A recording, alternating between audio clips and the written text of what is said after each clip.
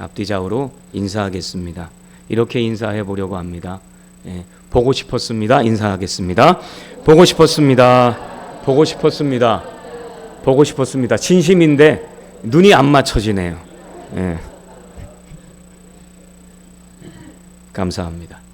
미국의 캘리포니아에 가면 북부 해안가에 레드우드라고 하는 거대한 숲이 있습니다. 이 나무들은요, 높이가 100m 이상 자라는 그러한 거목들이 많은 숲이라고 합니다. 수명은 2000년이 넘는 나무들이 있습니다. 그런데 식물학자가 이 나무들을 연구했어요.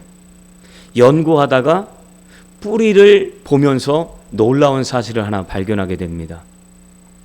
여러분, 100m나 아니면 그 높이에 육박하려면 뿌리가 땅속 깊이 박혀 써야 되지 않겠습니까? 예상하기에.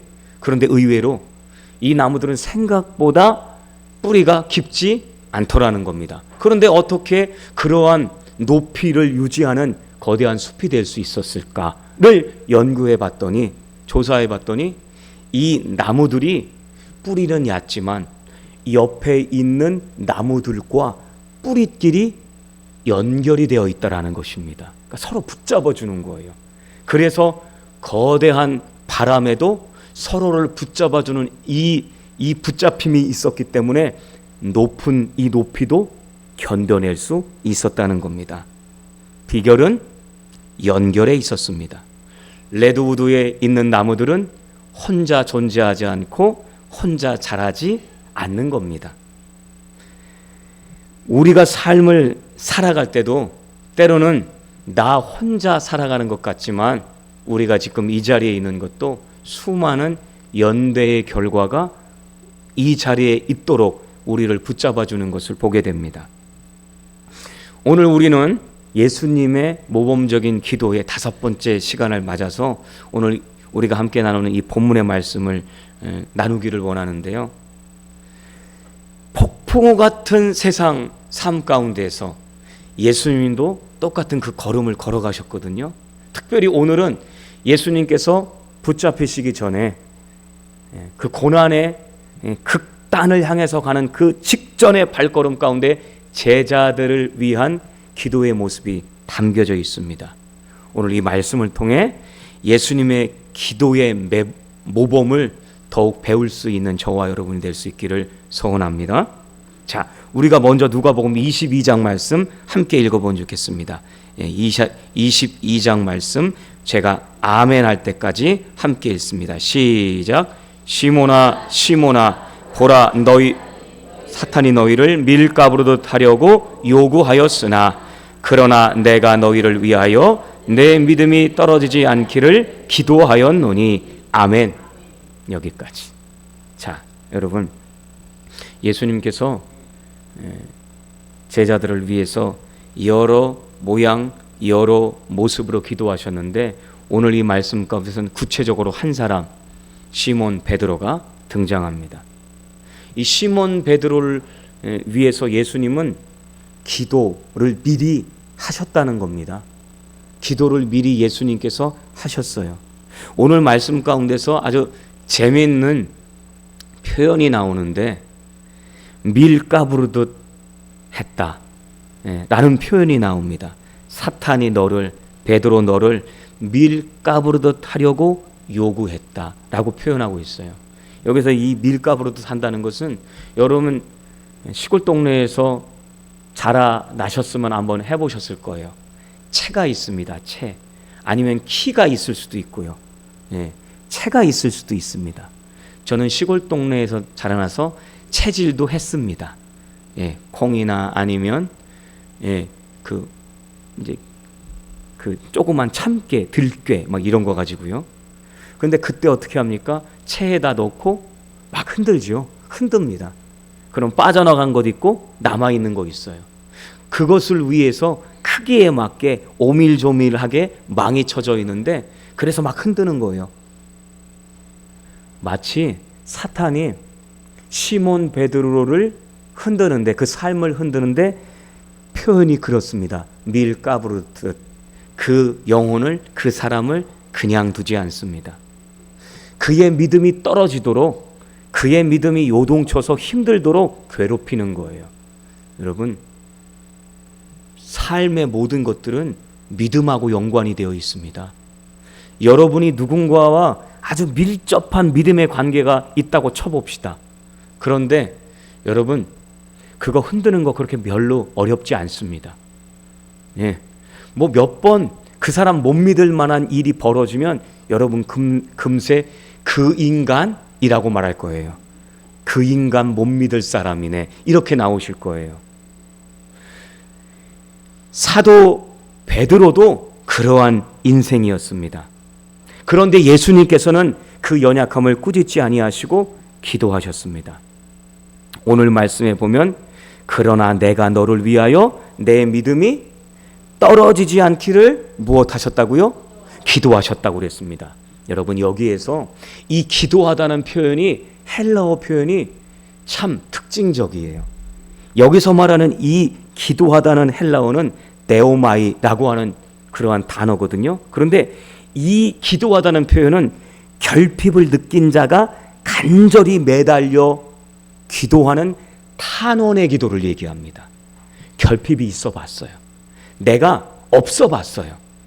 없어 본 사람으로서 지금 없는 사람을 위해서 탄원의 기도를 하는 거예요.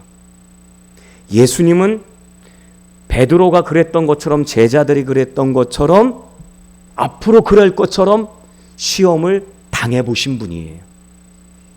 여러분, 배고파 보셨습니까?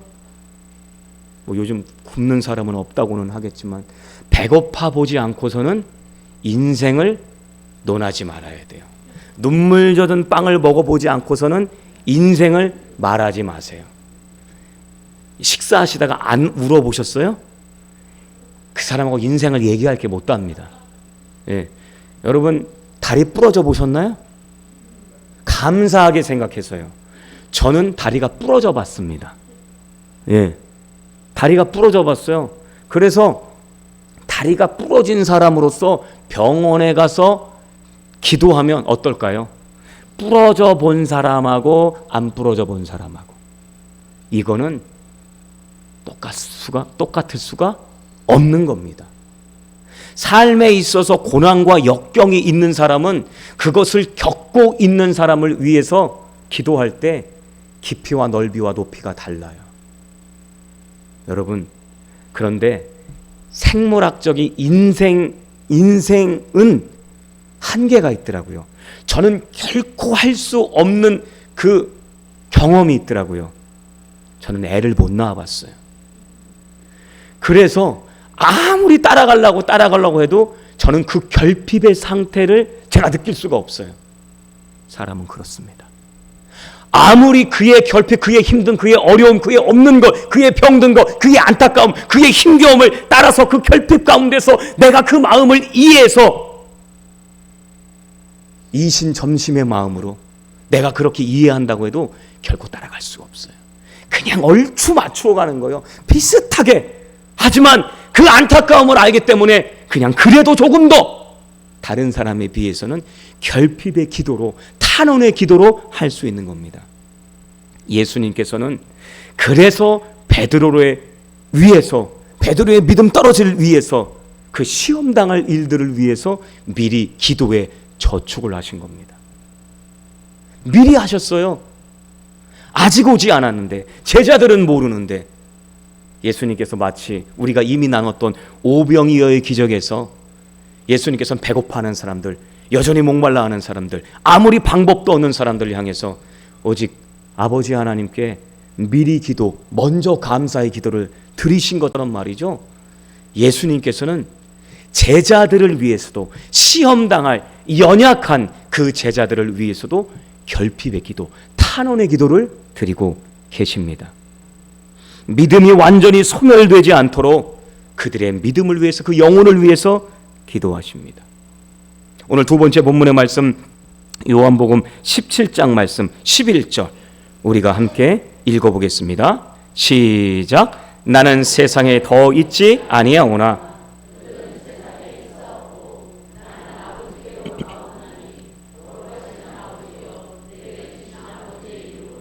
그들을 보존하사 우리와 같이 그들도 하나가 되게 하옵소서. 아멘.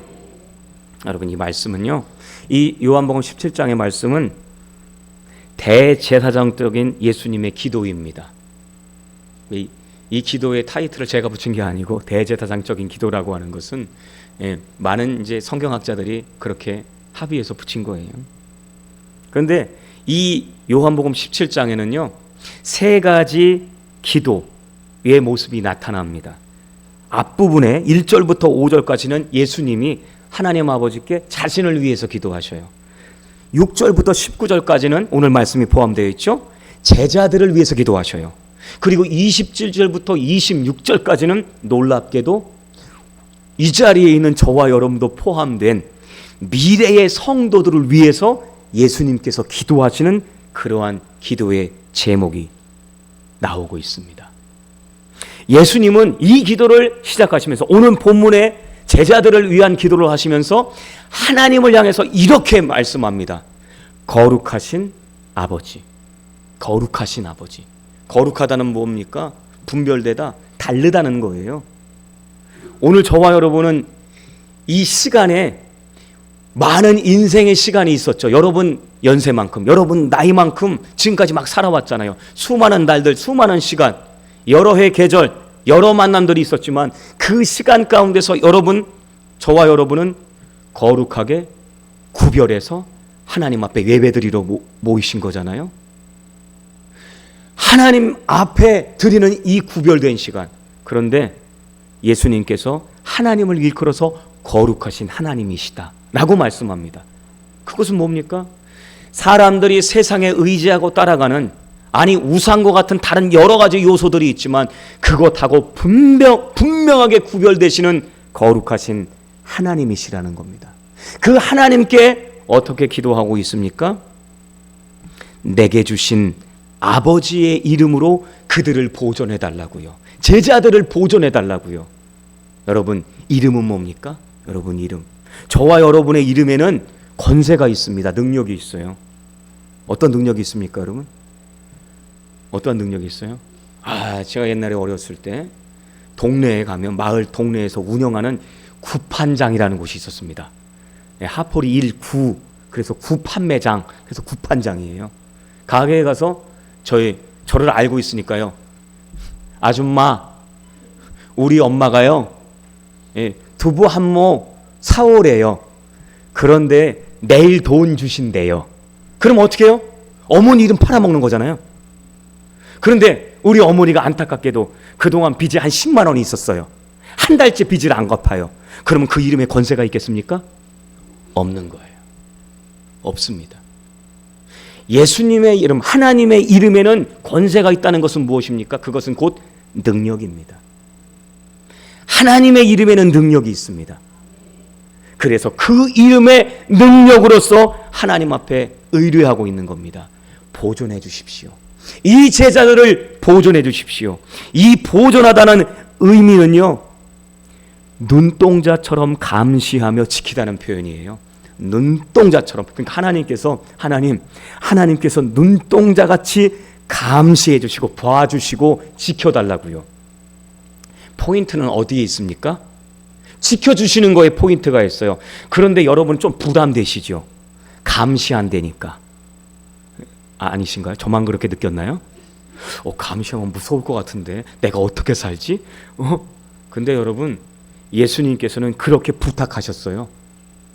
하나님 앞에 기도하셨어요. 하나님, 보존시켜 주십시오. 불꽃 같은 눈동자로 보시고 그리고 지켜달라고. 이것은 뭡니까? 단 한순간의 빈틈도 없이 이 사람들을 지켜달라고. 제자 베드로를 비롯해서 이 땅에 남기고 가서 하나님의 뜻을, 예수님의 뜻을 계속해서 이어가야 될 이 사람들을 그렇게 지켜달라고 말씀하고 있습니다. 그렇게 기도하고 있는 거예요. 사랑하는 여러분, 예수님께서는 이렇게 우리를 사랑하심을 기억하시기 바랍니다. 여러분, 그렇지 않습니까? 아마 여러분 자녀들을 할 수만 있다면 늘 따라다니고 싶었던 때가 있으셨을 거예요. 불안해서 뭔가 마음이 안 놓여서 그럴 상황이 특별히 어떤 순간에 더 있어졌잖아요. 만약에 여러분이 가능하시기만 한다면 아마 대입 시험장에도 들어가고 싶으셨을 거예요. 당황하지 마. 괜찮아. 야, 1번 문제 막혔어? 그 다음 것부터 풀으면 돼. 라고 여러분이 옆에서 응원해 주시고 싶으셨을 겁니다. 못 가시잖아요.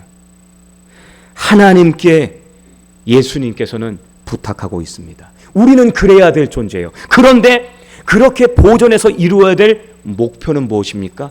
이루어야 될 목적은 하나됨입니다. 하나됨.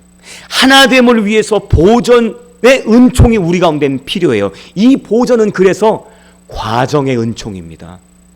우리는 과정의 은총을 통해서 완성되어져 가야 되는데 이 과정 가운데 하나님께서 도와주시고 우리를 지켜주시는 은총이 없으면 우리는 어떻게 해요? 하나를 이룰 수가 없습니다. 이 하나는 무엇입니까?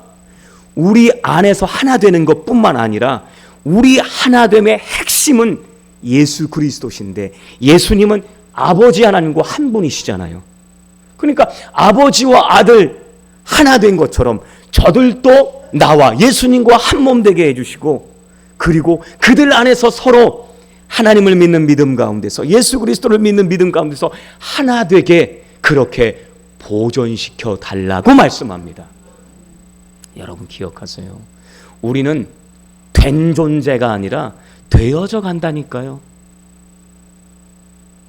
내가 지금 무엇인가 된 줄 여러분의 믿음의 모습이라든지 우리의 삶의 여러 가지 목적과 여러 가지 계획들 여러분 과정적으로 이해하시기 바랍니다. 그거 이루었다고요? 그 다음에 없을 것 같아요?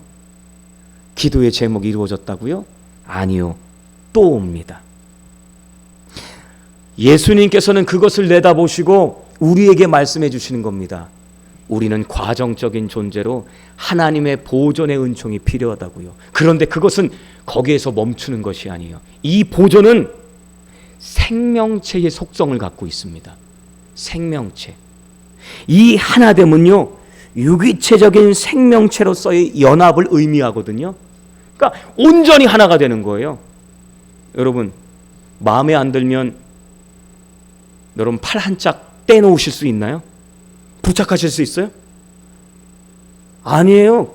우리가 그렇게 할 수가 없습니다. 온전히 한 몸이에요. 그런데 여러분 생각해 보십시오. 우리가 우리의 삶의 상황 가운데서 주님과 한 몸이라고 하면서 어느 자리에서는 주님과 한 몸이었다가 예배당에서 주로 그리고 어느 자리에서는 주님 저는 양심 속이고 살겠습니다 라고 주님을 떼놓고 산다면 그거 한 몸입니까? 한 몸이 아니죠. 교회는 한 몸입니다, 여러분. 오늘 우리 교회가 정기당회를 이제 앞두고 있는데요. 이것도 마찬가지입니다. 우리는 한 몸이에요. 그런데 뭐예요? 보존의 과정이 필요해요. 보존의 과정이 필요해요. 하나님께서 우리를 도와주시고 우리를 지켜주셔야 하나됨을 만들어갈 수 있을 줄 믿습니다. 그런데 그 하나됨을 깨치는 일이 뭡니까? 우리가 과정적인 존재인 것을 망각하는 거예요. 하나님의 도우심과 하나님의 은총이 있어야 우리가 온전히 하나님과 함께 그 하나님의 은혜와 사랑과 역사와 도우심 가운데서 그것을 바탕으로 우리가 믿음의 한 식구로서 하나가 되는데 그걸 생각하지 못하고 그 사람의 연약함을 우리는 얼마나 정죄하는 데 익숙합니까? 그래서 오늘 말씀 22장 32절에서는 이렇게 당부하고 있습니다. 자, 22장 32절 하반절 기도하였노니 그 다음 우리가 함께 읽어보겠습니다. 시작. 너는 돌이킨 후에 내 형제를 굳게 하라. 아멘. 예수님은 베드로에게 두 가지를 당부하셨어요. 첫 번째는요, 돌이킨 후에 돌이켜야 된다는 거예요. 의지입니다. 하나님의 말씀이 우리를 흔들었어요. 예? 마귀가 악한 영이 우리를 흔들 수 있죠. 그런데 그 흔들 가운데서 우리가 흔들렸지만 다시 한번 하나님의 말씀으로서 우리가 위치를 정했습니까? 그러면 다시 우리는 마음을 향해서 하나님께 돌이켜야죠. 두 번째, 내 형제를 굳게 굳게 하라. 그렇게 돌이킨 바른 자세와 삶의 모습으로 흔들리고 있는 누군가를 붙잡아줘야 된다는 겁니다. 한국 사회는 경쟁이 치열하다 보니 그 사회에서 살아가던 그 삶의 모습이 교회 안에도 들어와요. 그래서 때로는 경쟁하고 때로는 시기하고 때로는 질투하고 여전히 우리가 미성숙한 모습으로 누군가를 판단하고 정죄하기 쉽습니다. 버럭합니다. 버럭. 저도 옛날에 좀 해봤거든요. 지금보다는 옛날보다는 조금 줄어들었지만 좀 그럴 때가 또 있어요. 그래서 또 회개해요. 조금씩 더 제가 사람 되는 것 같아요. 보존시켜 주시는 은총을 누리고 있습니다. 목표는 뭐예요? 하나됨입니다. 예수님처럼 서로의 연약함을 보면서 우리는 중보기도 해야 합니다. 자신의 연약함을 인정하고 우리는 주님께 돌이켜야 합니다. 그리고 회복된 힘으로 옆에 있는 지체를 굳게 세워줘야 합니다. 우리는 되어져가는 존재이기에 판단하고 정죄하는 것은 우리의 몫이 아니에요. 연약함으로 서로를 품어주어야 하는 겁니다. 그래야 레드우드의 나무처럼 서로를 지탱시켜주는 힘이 있는 거예요. 그 나무가 혼자만 있다면요, 벌써 태평양에서 불어오는 바람에 넘어져서 사라졌을 거예요. 말씀으로 마칩니다. 예수님은 십자가를 앞둔 가장 절박한 순간에 제자들의 안전과 하나됨을 위해서 기도하셨습니다. 예수님의 기도가 있었기에 베드로는 잠정적으로 일시적으로는 실패했지만 다시 일어날 수 있었습니다. 다른 사도들도 마찬가지입니다. 하지만 그러한 보존의 은총을 통해서 그 공동체는 일어섰고 초대 교회가 생겨졌고 그들을 통해서 모든 선교적인 역사가 이루어졌고 그 은총 가운데 오늘 우리 신평제일교회도 오늘 저와 여러분도 이 자리에 있게 된 줄 믿습니다. 우리는 모두 불완전한 존재입니다. 때로는 악한 영이 우리를 밀가부로 탑니다. 우리를 막 요동쳐요. 그래서 하나님의 말씀으로부터 멀어지고 그냥 겨우 그 한 말씀 잡았는데 금방 까먹어요. 그리고 인간적인 생각과 판단으로서 하나님의 말씀을 재단합니다. 편집합니다. 너무 잘해요. 지성과 이성과 자기의 경험으로 얼마나 그렇게 잘 그것을 포장하고 잘라내는지 대단합니다. 그때 우리에게 필요한 것은 뭡니까? 서로를 향한 비난이나 비아냥이 아니라 기도입니다. 예수님은 너무나도 연약해질 그 베드로와 제자들을 위해서 미리 기도하셨습니다. 비슷한 실패의 경험으로 함께 아파하는 것이 겸손입니다. 겸손한 사람만이 여러분 하나님 앞에 기도할 수 있어요. 교만하고 오만하고 자만한데요. 내가 있는 것이 너무나 많은데요. 하나님 앞에 뭐 기도할 게 있겠습니까? 그냥 누리면 되죠. 겸손한 사람이 참된 격려와 위로 사람이 됩니다. 하나님 앞에서 겸손한 사람이 그래서 영혼을 살리게 되는 겁니다. 지난번에 한번 이성미 집사님 간증을 들려드렸는데 오늘 또 하나 들려드리려고 합니다. 이분이 암투병 하셨던 거 기억하시죠? 그리고 미혼모로서 자녀들도 키운 거요. 그분의 방송 고백 가운데 이러한 대목이 있었습니다. 제가 암에 걸리고 너무 힘들었을 때 저를 살린 건 제 의지가 아니었어요. 새벽마다 저를 위해 울어주던 믿음의 동료들의 기도였습니다. 내가 기도할 힘조차 없을 때 누군가 나를 위해 기도하고 있다는 그 사실이 저를 숨쉬게 했습니다. 우리 아이들을 위해서도 똑같이 기도합니다. 하나님, 우리 아이들이 서로를 붙들어주는 형제들이 되게 해주세요. 혼자서는 못 갑니다. 같이 가며 끝까지 갑니다. 찬양도 있잖아요. 누군가 널 위해 기도하네. 우리가 서로를 기도로 붙들어 줄 수 있기를 원합니다. 우리에게는 하나님께서 주시는 보존의 은총이 필요한데 그 보존의 은총을 위해서 우리 예수님께서 수천 년 전에 먼저 기도해 주셨는데 우리 또한 이 수평의 시대, 이 수평 시대를 우리가 함께 살아가면서 서로를 위해서 흠집내기보다는 닮아가자니까요. 무엇을요? 좋은 것이요. 믿음의 아름답고 복된 것들 닮아가자고요. 저 사람이 저런 것은 좀 부족해 보여도 그건 내가 채우면 되잖아요. 내게 있으면. 모자르면요. 기도하는 거예요. 기도하는 거예요. 칭찬할 수 있으면 칭찬해 주고요. 그러면 어떻게 해요? 퍼즐 조각이 다 똑같습니까? 우리 교회 스탠드 글라스가 있는데 색깔이 다 똑같습니까? 모양이 다 똑같습니까? 똑같으면 그림이 안 나와요, 여러분. 작품이 안 돼요. 우리의 부족함과 연약함도 하나님의 온전함 가운데 잘 맞춰가면 작품이 될 줄 믿습니다. 우리의 기도가 그렇게 쓰임 받길 주님의 이름으로 축원합니다.